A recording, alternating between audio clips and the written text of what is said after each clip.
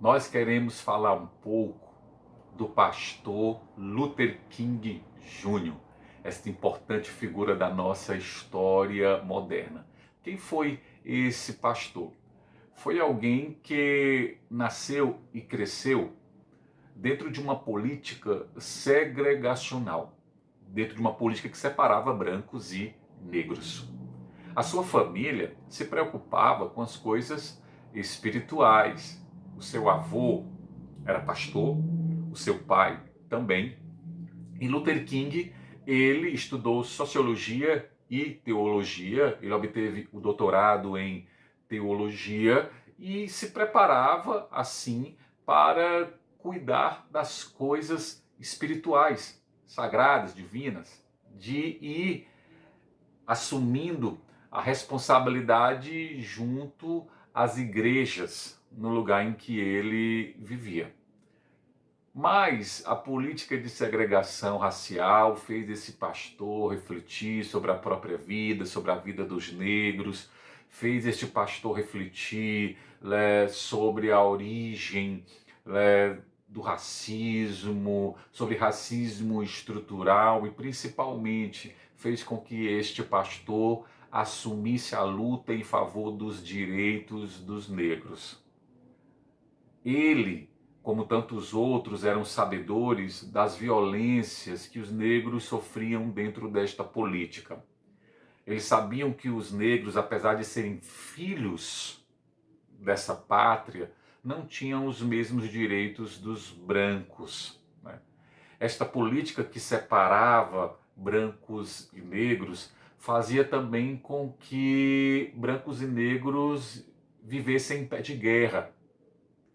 E Luther King, ele foi lutar para que isso acabasse. Em um dos seus famosos discursos, Eu Tenho um Sonho, né, ele expressa o seu desejo mais profundo de que crianças brancas e negras brinquem, frequentem a mesma escola, sentem praças, conversem, né, que brancos tenham amigos negros, negros tenham amigos brancos, ou seja, que o muro de separação entre brancos e negros caia. E ele lutou e sofreu por isso. Lutou e sofreu para que esta realidade pudesse ser modificada. E aí nós percebemos a importante relação entre política e religião, né? Algumas pessoas às vezes querem desassociar política da religião, mas na verdade nós não conseguimos fazer isso, porque a religião ela tem como princípio básico religar o homem, ou reconectar o homem consigo mesmo, com Deus e com o mundo que o cerca.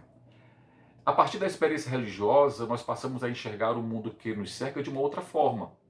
Enxergamos com os olhos de Deus, com os olhos da fé. Existem princípios que nos regem a partir da experiência que fazemos com Deus. E é óbvio que nesse sentido nós enxergamos a política, né? Enxergamos a coisa pública, nós enxergamos os atores políticos, né? E passamos a compreender que muitas vezes esses atores políticos eles não lidam com a coisa pública, né, da forma que agrade a Deus. Eles não estão de acordo com o projeto de Deus. Ao contrário, eles estão longe desse projeto. Eles trabalham muitas vezes e põem em risco a própria vida humana. O pastor Luther King, que conhecia muito bem o projeto de Deus, ele percebia que a forma como os atores políticos viviam na América nesse tempo fazia com que as condições dos negros se tornassem cada vez mais precárias. E o que é que eu vou fazer diante disso? Ora, eu vou evocar o espírito profético. Tantas vezes na Sagrada Escritura, na tradição judaica cristã, os profetas se levantaram para questionar aqueles que os governavam. Reis, sacerdotes foram exortados pelos profetas, que eram homens que do meio do povo se levantavam para poder dizer a esses governantes que eles estavam caminhando na direção errada, que eles estavam explorando, marginalizando, oprimindo, machucando o povo, que as suas ações eram uma violência contra o povo.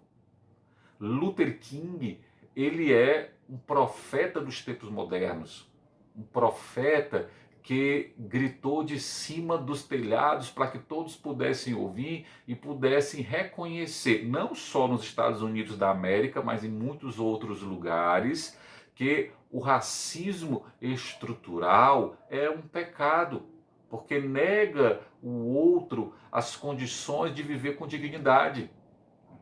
Ele trabalhou simplesmente para que ambos, brancos e negros, fossem reconhecidos com os mesmos direitos e deveres. Então, nesse sentido, nós precisamos compreender que a caminhada religiosa que nós fazemos, ela não pode ser plena se nós ficamos indiferentes à realidade de sofrimento, de agonia e de padecimento que passa o povo. Nós precisamos tomar consciência e procurar fazer a nossa parte.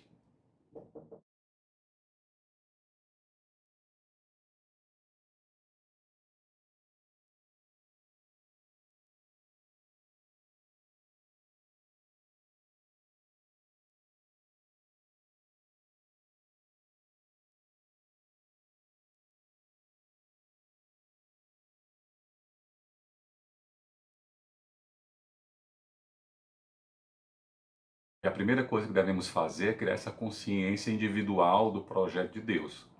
Isso se dá através da experiência com o Deus vivo. Em seguida, criar uma consciência coletiva. Aqueles que fazem a experiência do Deus vivo, que conhecem o seu projeto de liberdade, esses passam a caminhar na mesma direção. E essa consciência coletiva faz com que eles detectem, né, as ações opressoras e se organizem para vencer essas ações opressoras. E aí o segundo passo é organizar as lideranças. As lideranças precisam tomar consciência do projeto libertador de Deus, precisam tomar consciência da ação de Deus que caminha ao lado dos explorados, dos escravizados, dos marginalizados. As lideranças criando essa consciência, elas vão ampliar ainda mais a consciência coletiva e fazendo com que tantos outros possam dar as mãos na direção da luta, né? Da luta em favor da liberdade, em favor do direito de todos. O que o Luther King fez nos Estados Unidos foi isso, né? Ele passou da consciência individual para a consciência coletiva, forma lideranças, então essas lideranças fazem essa consciência coletiva crescer cada vez mais e as marchas, né? As marchas que o Luther King protagonizou, liderou, eram marchas que cresciam cada vez mais porque mais e mais pessoas criavam consciência da situação de opressão que viviam e queriam forçar, né, um opressor a mudar esta realidade, a criar consciência de que ele oprimia e mudar, né, esta realidade a partir de novas leis que assegurassem direitos e deveres a todos. O outro passo, sem dúvida, é procurar, por meio da via legal, né, essa discussão com aqueles que detêm o poder, apresentar as realidades, né, que o povo vive, para que esse possa tomar partido também em favor daqueles que sofrem por causa da opressão. Quando a via legal não é suficiente, então é preciso usar a força. E nesse sentido aqui eu não falo de usar a violência. Usar a força significa forçar, né, aquele que oprime a mudar, né, a sua direção, a reconhecer o mal que faz e a trocar o mal pelo bem, ou pelo menos fazer com que o mal ele não cresça cada vez mais. Então, quando nós olhamos para a experiência do pastor Luther King, nós estamos vendo que o conceito de desobediência civil, que foi apregoado por Gandhi na Índia, ele assumiu nos Estados Unidos E muitas vezes ao marchar, né, o povo estava negando, né, negando uma lei existente. Estava dando um recado às autoridades. Olha, vocês precisam nos ouvir, vocês precisam nos enxergar. Hoje em dia nós precisamos também fazer com que a realidade do povo marginalizado, sofrido, a realidade, né, do povo explorado, ela seja enxergada, ela seja vista, ela seja reconhecida e principalmente os agentes de transformação possam assumir, né, esse papel. Isso é profetismo dos tempos modernos, né? É profetismo de ontem, é profetismo de hoje, é profetismo de amanhã. É poder fazer com que a realidade das pessoas mude, né? Então, essa consciência que se cria, ela vem de dentro para fora, mas ela pode vir de fora para dentro. O importante é que haja, né, a mudança. Então, a mudança ela começa e ela termina? Claro que não, né? Do ponto de vista religioso, nós sabemos que a mudança ela se dá ao longo de toda a vida. A palavra conversão, tão cara a nós, ela significa isso, mudança, né? Eu me arrependo e eu procuro assumir uma outra direção. A nossa prece, a nossa oração é para que todos criemos esta consciência, mudemos a direção, caminhemos todos na direção do nosso Deus. Rezamos, trabalhamos para isso, nos empenhamos para isso, para que haja novos céus e nova terra, né? Vamos continuar, né? Vamos insistir, porque Deus é conosco e Ele toma partido.